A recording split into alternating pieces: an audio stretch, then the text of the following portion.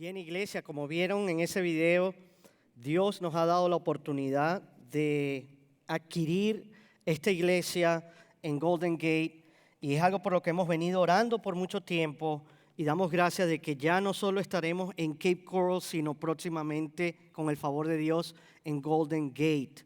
Así que el día de hoy, antes de que iniciemos el sermón, quiero invitar a todos los miembros que se encuentran acá que se pongan de pie, todos aquellos que son miembros formales de la iglesia, para que hagamos rápidamente una votación. Es algo que hacemos como iglesia. Cuando vamos a tomar este tipo de decisiones, siempre lo presentamos delante de la iglesia y obviamente no nos movemos hacia adelante al menos que tengamos, ¿verdad?, una mayoría en aprobación. Así que iglesia, miembros que se encuentran acá, el día de hoy votamos, ¿verdad?, para poder seguir adelante con esta oportunidad que Dios nos pone enfrente. Una oportunidad, como dijo el pastor, inmensa, donde vamos a impactar a muchas vidas en Golden Gate. Así que el día de hoy, iglesia, si todos están de acuerdo con este proceso, ¿levantarían su mano en señal de favor? Amén. Y si hay alguien que no esté de acuerdo, haría lo mismo. Muy bien, gracias, amén. Así que el Señor nos ha puesto en un mismo sentir y próximamente les estaremos dando mucha más información sobre esto. Esto es solo el primer paso y esperamos que para ya el 2027 podamos estar inaugurando esa nueva sede. Amén. Bien, ahora los voy a invitar a ponernos de pie para que leamos la Escritura. El día de hoy vamos a finalizar nuestra serie que hemos estado estudiando juntos, Viviendo con Propósito. Y hoy vamos a estar en un mensaje especial y vamos a ver cómo podemos aprender a vivir una vida para un legado de fe, viviendo para un legado de fe. Acompáñenme a Segunda de Timoteo, la epístola a Timoteo, Segunda epístola de Timoteo y vamos a estar en el capítulo 1. Si no tienes tu Biblia a la mano, debes ver los versículos en pantalla. Versículos 1 al 7 dice así: Pablo, apóstol de Cristo Jesús, por la voluntad de Dios, según la promesa de vida que hay en Cristo Jesús. A Timoteo, amado hijo, gracia, misericordia y paz de parte de Dios Padre y de Cristo Jesús nuestro Señor. Doy gracias a Dios, a quien sirvo con limpia conciencia, como lo hicieron mis antepasados, de que sin cesar, noche y día, me acuerdo de ti en mis oraciones, deseando verte, al acordarme de tus lágrimas, para llenarme de alegría. Porque tengo presente la fe sincera que hay en ti, la cual habitó primero en tu abuela Loida y en tu madre Eunice, y estoy seguro de que en ti también. Por lo cual te recuerdo que avives el fuego del don de Dios que hay en ti por la imposición de mis manos. Porque no nos ha dado Dios espíritu de cobardía, sino de poder, de amor y de dominio propio. Amén. Pueden tomar asientos. Bueno, para todas las madres que llegaron recientemente, feliz Día de las Madres a todas, ¿sí? Algunas han estado celebrando con nosotros desde temprano, otras acaban de llegar. Nos alegra mucho que estén aquí con nosotros. Feliz día para ustedes. Y hoy que es el Día de las Madres, tenemos que ser sinceros y hablemos claro. Las mamás son otra cosa, ¿no es así? Las mamás están hechas diferentes. Nosotros padres, yo sé que nosotros lo intentamos, pero no somos iguales. Por ejemplo, cuando un niño se lastima, ¿qué es lo que el papá hace? El papá va corriendo y le dice, ya estás bien, levántate, sacúdete y ve y sigue jugando. Pero la mamá en cambio dice, ven acá, ¿dónde te duele? ¿Quién te hizo eso? O con papá, por ejemplo, ¿cómo son las noches, la hora de dormir con papá? Es muy simple. Con papá es muy simple, a dormir ya. Y si el niño te dice, oh, tengo sed, la respuesta es no tienes sed, a dormir ya. Pero mamá escucha todo, ¿no? Y de alguna manera, mamá convierte esa hora de dormir en la hora del agua. Mamá, tengo un poquito de hambre, la comida, ponerle la manta, oración, consejos de vida, una sesión completa de consejería emocional gratuita. Y hay algo que en verdad yo todavía no entiendo. Las mamás pueden estar profundamente dormidas, pero si un hijo susurra, mamá, desde 2 habitaciones más allá, es como que se levantan como si han estado esperando toda la noche que el hijo lo llamara y salen corriendo allá.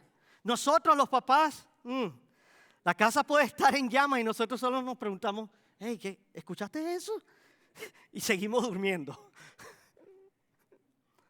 Ahora, nos reímos, sí, pero esto es en serio.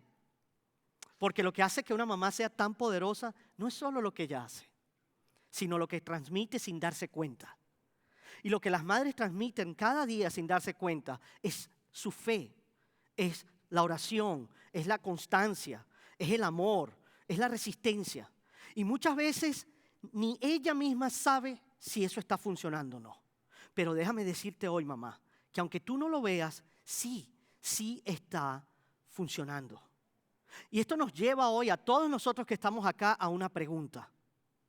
¿Qué tipo de legado estamos dejando a la próxima generación? ¿Qué tipo de legado estamos dejando a la próxima generación? Porque vivimos en un mundo obsesionado con construir cosas, ¿sí? El mundo quiere que construyas tu carrera, construye tu imagen, construye tu marca, construye tu futuro. Pero el problema es este. Tú puedes construir una vida muy, muy exitosa y aún así perderte lo que realmente importa.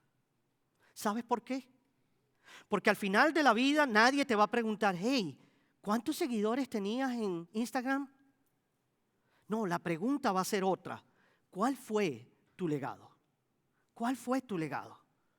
Y déjame decirte, iglesia, lo más grande que dejarás en esta vida no es lo que das, sino lo que transmites, la fe en Jesús. Y eso es exactamente lo que habla Pablo en 2 de Timoteo 1, 1 al 7. Pablo está escribiendo desde una prisión en Roma, y es por allá en el año 67. Y Pablo sabe que le queda muy, muy poco tiempo. Está escribiéndole, de hecho, su última carta a su hijo en la fe, a Timoteo. Durante casi 17 años Pablo caminó con Timoteo, invirtió su vida en él y ahora Timoteo es un pastor y está liderando la iglesia en Éfeso, allí en medio de una cultura muy difícil y hostil. Ahora Pablo le está pasando el relevo, pero no solo el relevo del ministerio, sino también de la fe. Entonces lo anima a avivar el don que Dios le dio para compartir el evangelio sin importar cuál sea el costo. Pablo le está diciendo, vive con propósito, sigue adelante y continúa un legado de fe para la próxima generación. Y lo que vamos a aprender tú y yo en este pasaje hoy es que vamos a ver cómo un legado de fe se construye cuando la fe se vuelve personal, cuando se transmite intencionalmente y cuando se practica cada día. Así que acompáñenme a ese primer punto. Veamos cómo es una fe profundamente personal. Versículo 1. Pablo comienza diciendo, Pablo, apóstol de Cristo Jesús, por la voluntad de Dios. Ahora, esta era una forma muy típica con la que Pablo iniciaba sus cartas. Pero hay algo muy extraño aquí. ¿Por qué Pablo se presentaría a sí mismo en una carta a Timoteo? Ponte a pensar, Timoteo lo conoce desde hace años. Ellos han viajado miles de millas juntos. Ellos han pasado todo tipo de situaciones juntos. Eran muy cercanos. Y si no me crees, déjame decirte que Pablo hasta lo circuncidó. Y yo no creo que puedes estar más cercano a alguien que eso. Pero Pablo está haciendo algo muy importante. La razón por la que se presenta es porque él está recordando algo importante. Él quiere recordarle a Timoteo que él es quien es por la voluntad de Dios. Él llegó a ser quien es gracias a la voluntad de Dios. Y fue según la promesa de vida que hay en Cristo Jesús. En otras palabras, Pablo le está diciendo, yo soy quien soy por quien es Jesús y por lo que Él ha prometido.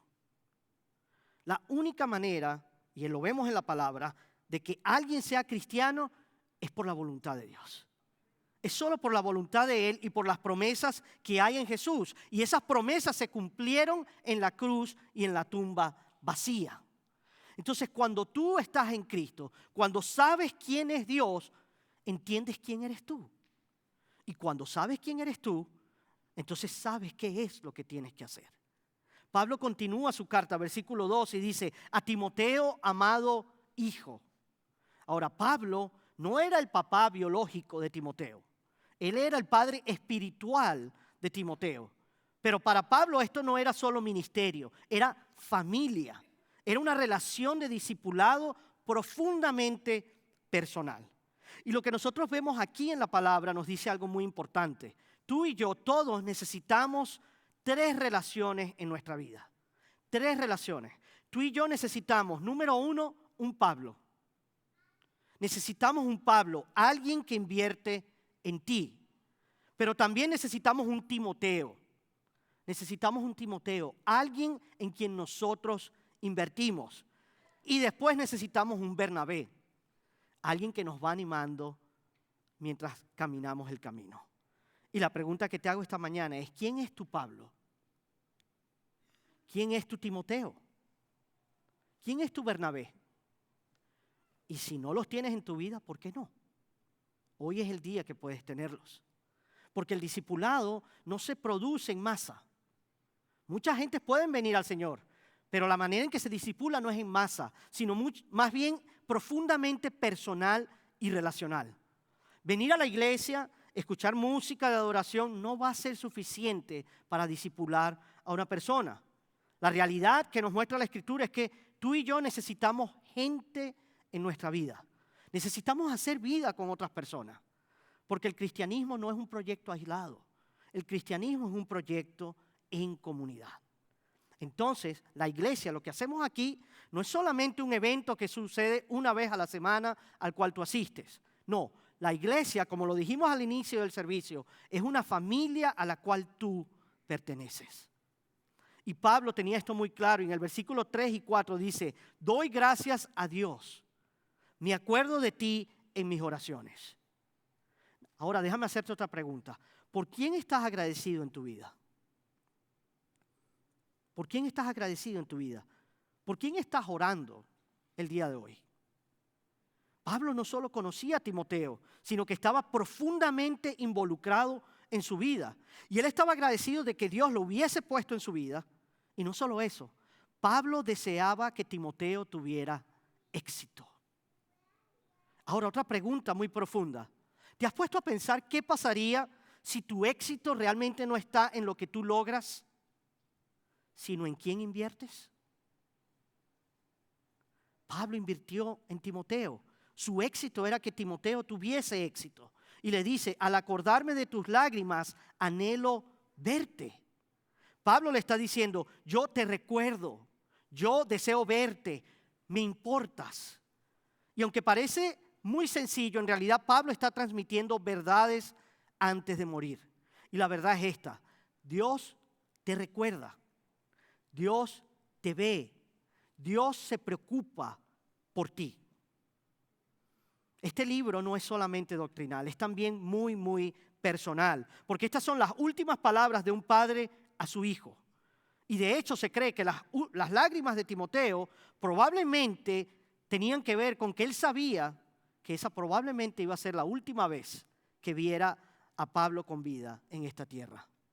Entonces la pregunta que debemos hacernos es, ¿por qué Pablo invierte tanto en la vida de Timoteo? ¿Por qué invierte tanto en él? Cuando Pablo habla de la fe de Timoteo, menciona a 2 personas. ¿Recuerdan a quién mencionó? Menciona a su madre y menciona a su abuela. Pero Pablo no mencionó a su padre. Allí no vemos mención de su padre.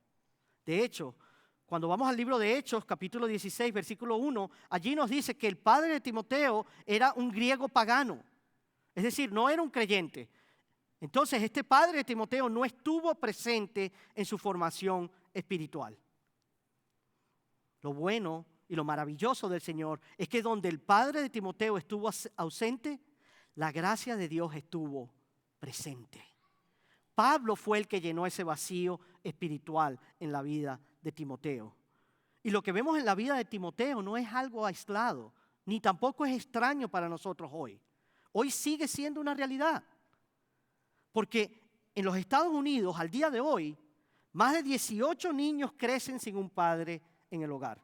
Más de 18 millones de niños crecen sin un padre en el hogar. ¿Sabes cuánto es eso? 1 de cada 4 niños. 1 de cada 4 niños en este país crece sin su padre. Y aun cuando el padre está físicamente presente en la casa, eso no siempre significa que esté emocional o espiritualmente presente. Y los estudios muestran que los niños sin padre tienen 4 veces más probabilidad de terminar viviendo en la pobreza, mayor riesgo de problemas emocionales y de conducta, niveles más altos de agresividad y mayor probabilidad de ir a la prisión. Y el doble de probabilidad de involucrarse en actividad sexual temprana. Eso es lo que nos dicen los números. Detrás de esos números hay historias reales. La ausencia de un padre deja heridas profundas que pueden durar toda la vida. Es como una sombra, porque el anhelo de un hijo por su padre es real, es profundo, aunque a veces ellos no sepan expresarlo. Yo lo puedo ver en mis propios hijos, ese deseo de cercanía, de presencia. Pero gloria a Dios que su palabra dice que es padre para los huérfanos y es padre aún para los abandonados. Así que ni siquiera aquellos que han sido dejados por su padre terrenal están solos, porque tienen un padre en los cielos. Ahora, teniendo eso en mente, escucha cómo Pablo describe a Timoteo. Versículo 5. Porque tengo presente la fe sincera que hay en ti. Fe sincera, una fe real, sin hipocresía, genuino. Pablo sabía que la fe de Timoteo era auténtica. ¿Por qué? Porque no era una fe prestada. No era una fe prestada, era una fe suya. No era simplemente una fe heredada de su madre y su abuela. Era una fe personal. Y esa es una de mis oraciones más grandes por mis hijos. Y debería ser la oración de cada padre aquí. Que ellos tengan una fe real, una fe propia. Que no vivan de mi fe, sino de la suya. Porque la verdad es esta. Dios no tiene nietos. Dios no tiene nietos. Dios solo tiene hijos. Cada quien debe tener una relación personal con Él. Cada quien es hijo del Padre. Porque cuando hablamos de una fe propia, también tenemos que reconocer lo siguiente. La fe sincera es personal. La fe sincera es personal. Pero la fe sincera no depende de la cercanía. No depende de la cercanía. Porque hay personas que crecieron rodeadas de la fe. Hay personas que crecieron yendo a la iglesia, pero nunca entraron en la fe. Hay personas que saben el lenguaje de la iglesia, pero no conocen al Señor. Y hay otros que aparentan la fe y la piedad para ganarse la aprobación de otros. Y la aparentan tan bien que terminan engañándose a sí mismos. La realidad es que tú puedes subirte al carro, tú puedes subirte a la ola de la fe de tus padres. Tú puedes seguir la fe de tus padres, de tu amigo o de tu grupo. Pero una fe prestada no es fe. Porque entonces tu fe depende de alguien más y no de Jesús. Así que vemos que la fe debe ser profundamente personal. Pero nuestro segundo punto dice, una fe también debe ser que se transmite intencionalmente. ¿Cómo crees tú que obtuvo Timoteo una fe sincera? ¿Cómo obtuvo la fe? La palabra nos dice que la fe fue transmitida. Versículo 5, una fe que habitó primero en tu abuela Loida y luego en tu madre Eunice. Es decir, de abuela a madre, de madre a hijo. ¿Te das cuenta cómo la fidelidad de una abuela y de una madre condujo a la fe del hijo? Esta es una palabra de ánimo para todas las madres que están aquí el día de hoy. Es una palabra de ánimo incluso para madres solteras, incluso para los abuelos que están criando a sus nietos. Porque vemos en la Escritura que su fidelidad y su fe tuvo impacto en la vida de ese joven. Así vemos, iglesia, que la fe no es solo algo que nos sucede. La fe no llega a tu vida solo para cambiarte a ti. La fe no solo es algo que te sucede, sino es algo que debe pasar a través de ti a tu siguiente generación. Yo soy testimonio de eso. Hoy yo soy cristiano porque Dios usó la fe de mi esposa. Él vino a su vida, Él transformó su vida y luego usó su fidelidad junto con un grupo de hermanas que oraban por mí para traerme a Jesús. Y al cambiar mi vida, esa misma fe también llegó a nuestros hijos. Entonces yo no soy salvo por la fe de ella, sino por su fidelidad. Y hoy estamos donde estamos, yo y mis hijos, gracias a la fe de una esposa y de una madre fiel.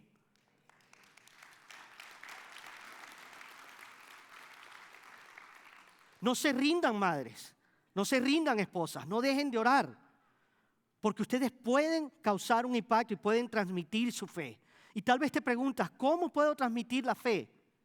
La fe se transmite de esta manera, a través de las relaciones y de los ritmos de vida, a través de tus relaciones diarias, a través de tu ritmo de vida. Porque la próxima generación, los hijos que te observan, los nietos que te observan, ellos no solo escuchan lo que tú dices. A veces te escuchan, otras veces no. Pero ellos no solo están escuchando lo que tú dices, sino que ellos copian lo que tú haces. Entonces, la próxima generación va a normalizar todo aquello a lo que tú le des prioridad. La próxima generación va a perseguir todo aquello que tú celebres y te parezca importante. La próxima generación va a repetir los errores y va a permitir todo aquello que tú toleras. Y la próxima generación va a ignorar o va a ser indiferente a todo aquello que tú minimizas el día de hoy. Entonces, si tú y yo tratamos el seguir a Jesús como algo opcional y los deportes, por ejemplo, como algo esencial, entonces nuestros hijos van a poner su esperanza en los deportes, en los logros. Ahora, no me malentiendan, los deportes son buenos y a mí me gustan los deportes. Y sé que se avecina el mundial y no le estoy diciendo que es malo ver el mundial. Pero los deportes no pueden ser Dios. Los deportes son buenos, pero no pueden ser Dios. Porque la realidad es esta. ¿Sabes cuál es la probabilidad de llegar a lo más alto en los deportes a nivel profesional? La probabilidad de que tú llegues a ser un atleta profesional es del 0,02%. ¿Oíste bien? 0,02%. Pero ¿sabes cuáles son las probabilidades de estar un día delante de un Dios poderoso? Un 100%.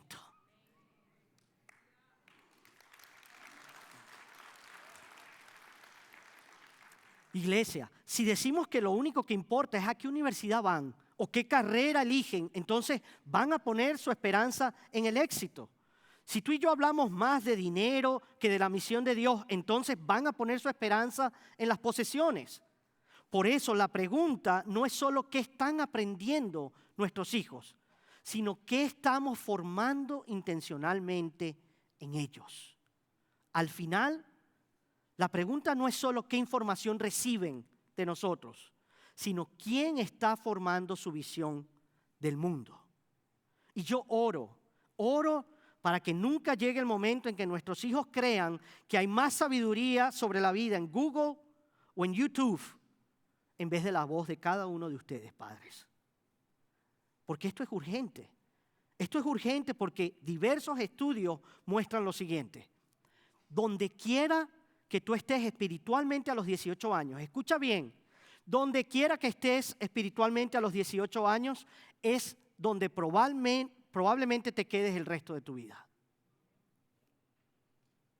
Gracias a Dios hay excepciones, pero no es la norma. Por eso tú y yo como padres tenemos una ventana limitada para establecer sus prioridades, porque después de esa etapa el cemento comienza a endurecerse. Si le enseñamos que el dinero, la educación o el éxito deportivo está en primer lugar, entonces no debe sorprendernos en el futuro cuando ellos pongan toda su esperanza en esas cosas. Pero si les enseñamos a poner a Dios, a su reino y a la misión en el centro, eso no solo va a darle forma a su vida presente, sino que también los va a preparar para la eternidad. Y es lo que concuerda con lo que vemos en las Escrituras. Es lo que vemos en este pasaje. Porque Timoteo fue instruido y llegó a ser quien es desde su niñez. Fue instruido en las Escrituras desde su niñez. En 2 de Timoteo 3, 14 al 16 nos dicen que desde niño le enseñaron la palabra de Dios. Y de manera similar, las investigaciones sobre las familias cuyos hijos permanecen en la fe aún en su juventud muestran un patrón muy consistente. Y este es el patrón. En esos hogares había la lectura de la Biblia en casa, la oración, la participación activa en la iglesia y una vida centrada en Dios.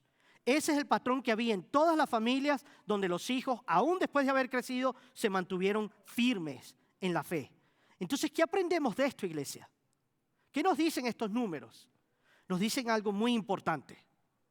La fe no se transmite por accidente. La fe no se transmite por accidente. ¿Cómo se transmite la fe? La fe se transmite mediante la formación intencional. Intencional. Cada vez que oramos por ellos, cada vez que les explicamos la palabra de Dios, cada vez que los llevamos a la iglesia, cada vez que escuchamos música de adoración, cada vez que modelamos el arrepentimiento y el perdón, cada vez que los apuntamos a Jesús, estamos sembrando semillas que pueden dar fruto en una fe que permanezca para toda la vida. Y eso fue lo que hicieron Eunice y Loida. Eunice y Loida hicieron todo lo necesario para transmitir su fe. Y su fidelidad alcanzó a la siguiente generación. Y hay algo importante para ti hoy acá. Si tú estás aquí y tal vez dices, pero pastor, yo soy el primero en mi familia. Yo soy el primero que ha venido a los pies de Jesús. Déjame decirte algo. Incluso si no creciste en una familia cristiana, incluso si eres la primera generación de creyentes en tu familia, tú puedes ser el punto de partida de fe para el resto de tu familia. Un día puede haber hijos y nietos que sigan a Jesús y que reconozcan que Dios empezó algo a través de tu vida. Porque tú puedes transmitir tu fe. Y esa fe que debe ser transmitida también debe ser viva, debe mantenerse viva. Y eso nos lleva a nuestro tercer punto. Una fe viva se practica con valentía. Versículo 6 dice, por lo tanto te recuerdo que avives el fuego. Que avives el fuego. ¿Qué le está diciendo Pablo a Timoteo? No sé si algunos han visto el show Survivor, Sobreviviente, ¿sí? Pensemos en una imagen sencilla. Cuando esa gente está en ese show y tienen que hacer un fuego, ellos toman y comienzan a hacer un fuego en esa situación donde tienen que sobrevivir. Entonces, ¿qué es lo que hacen? Primero ellos tratan de obtener una chispa, una pequeña chispa que comience a arder. Y cuando finalmente tienen esa chispa, ¿cómo hacen para que se convierta en una llama? Comienzan a soplarla. Comienzan a soplar. Le dan oxígeno. Necesita oxígeno para que eso llegue a ser una llama y un fuego. Ellos avivan el fuego. Y así debe ser nuestra vida cristiana. Porque déjame decirte, en la vida cristiana es muy fácil comenzar con pasión. Es muy fácil comenzar con pasión, con un fuego por Dios. Pero poco a poco las pruebas, las luchas y las presiones del mundo pueden ir apagando esa llama que tenemos dentro. El contexto nos muestra que Timoteo era un pastor. Una labor que conlleva sus propios desafíos.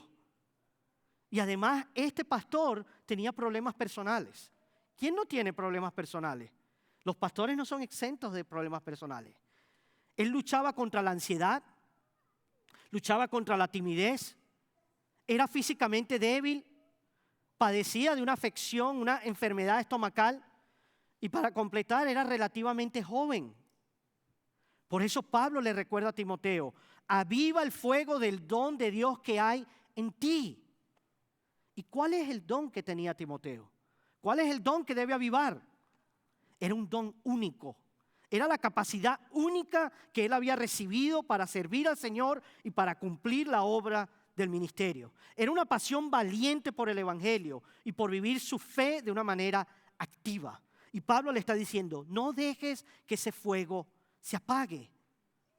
Entonces la pregunta es, ¿cómo se aviva ese fuego? ¿Cómo avivamos tú y yo el fuego de nuestra fe? A través de una acción continua. A través de la acción continua. Usando tus dones. Viviendo tu fe. Porque no se trata solo de recibir más información, más y más información, o de ser alimentado espiritualmente hasta que estés bien, bien gordito, como si la fe fuera algo pasivo. No, se trata de vivir la fe, de usar tus dones para Dios. Y nosotros vivimos en una cultura muy consumista, donde todo gira en torno a lo que recibimos. Pero avivar la llama de la fe no es recibir más. No es recibir más información, sino más bien dar más. Dar más de ti, servir más, obedecer más, usar tus dones más. ¿Para qué? Para la gloria y honra del Señor. Y te voy a decir por qué. Pablo lo dice, versículo 7. Porque no nos ha dado Dios un espíritu ¿de qué? De cobardía. Eso quiere decir que puedes vivir tu fe y usar tus dones sin miedo. No tienes por qué temer. Porque el miedo no es un sentimiento ni un rasgo de la personalidad, sino un espíritu. Un espíritu. Pero Dios no nos ha dado ese espíritu, sino su Espíritu Santo. Amén. Y como hemos venido diciendo incluso en la serie anterior, el valor no es la ausencia de miedo, sino la obediencia impulsada por la fe en la presencia de Dios. Sin embargo, aunque Dios nos ha dado su Espíritu, el miedo sigue siendo una voz que intenta dominar nuestra vida. El miedo siempre sigue allí, latente, tratando de dominarnos. El miedo te dice que no tiene sentido vivir tu fe. El miedo te dice que no tiene sentido usar tus dones. El miedo te dice que no tiene sentido compartir el Evangelio. El miedo es como un agua que intenta apagar la llama de tu fe. Ese es el miedo. Por eso la Biblia nos recuerda una vez por día, 366 veces, que no temamos. Que no temamos. ¿Sabes por qué? Porque tú y yo tenemos tendencia a luchar con el miedo. Todos luchamos con el miedo. Todos tenemos miedo al futuro, que vendrá mañana. Todos tenemos miedo a las personas. ¿Qué opinará fulano o mengano de mí? Todos tenemos miedo al fracaso. ¿Y si lo hago y luego fallo? Todos tenemos miedo de perdernos algo. Y el problema es que ese miedo también distorsiona la manera en que vemos la realidad. Ese miedo distorsiona la forma en que vemos la realidad. Donde la fe nos impulsa a actuar, el miedo nos paraliza.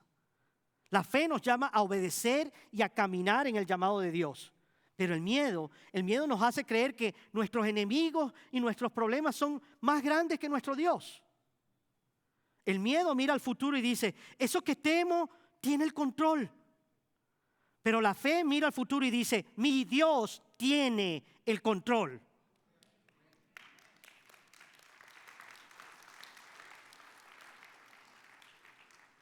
Dios no nos ha llamado solo a no temer, sino que también nos ha dado su Espíritu.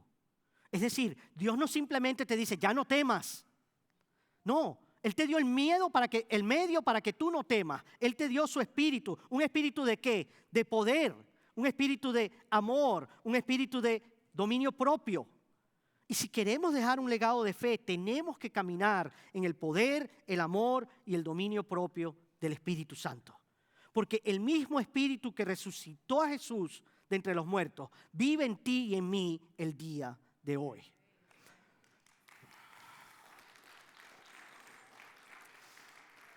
Así que cuando tú sientes que tu llamado sobrepasa tus habilidades y tus capacidades, eso no es una señal de que seas un incapaz. No, todo lo contrario. Eso es una señal de que debes depender cada vez más del Espíritu Santo, porque aquel que te llamó definitivamente te va a equipar. Y porque todas nuestras debilidades no provienen de la falta de recursos de Dios. ¿Sabes de dónde vienen nuestras debilidades? Vienen de que no dependemos de Él y de lo que Él ya nos ha dado. Eso quiere decir que cuando yo me muevo hacia el miedo es porque me he olvidado de su poder. Cuando yo caigo en la apatía es porque he olvidado su amor. Cuando caigo en la tentación es porque dejo de vivir bajo el control del Espíritu Santo.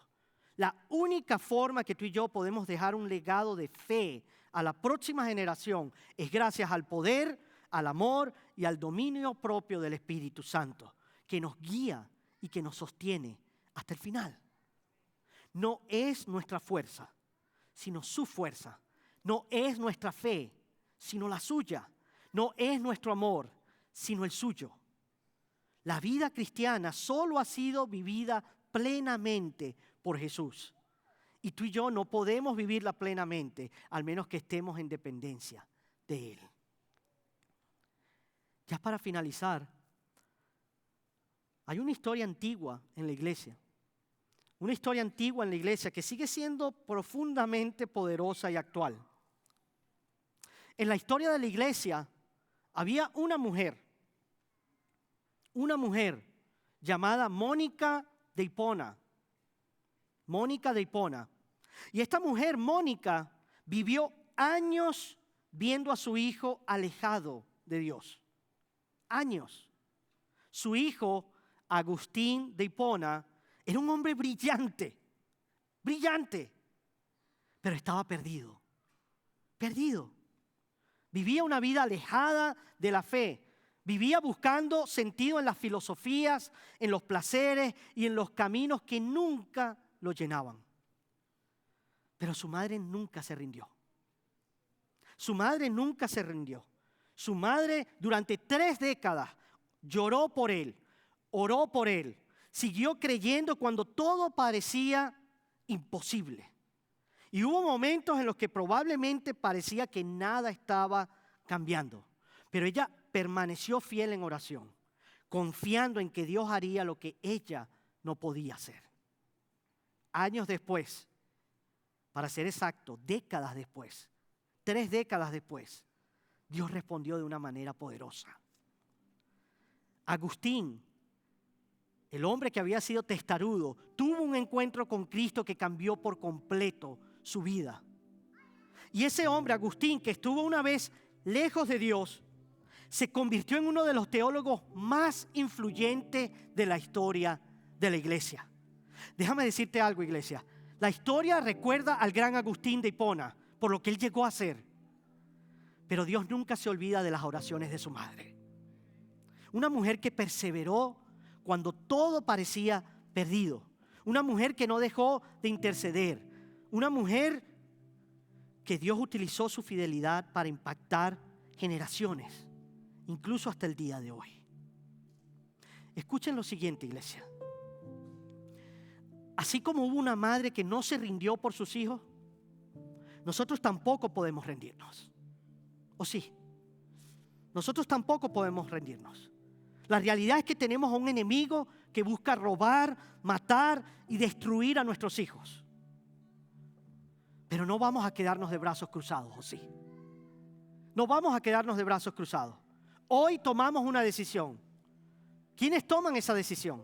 Hoy vamos a luchar con la fuerza del cielo. Amén. Hoy vamos a protegerlos. Hoy vamos a guiarlos a Jesús. Hoy vamos a amarlos. Hoy vamos a pelear por su fe. Amén. Y no nos vamos a detener hasta que el enemigo retroceda al infierno mientras le decimos, no mientras yo permanezca de pie.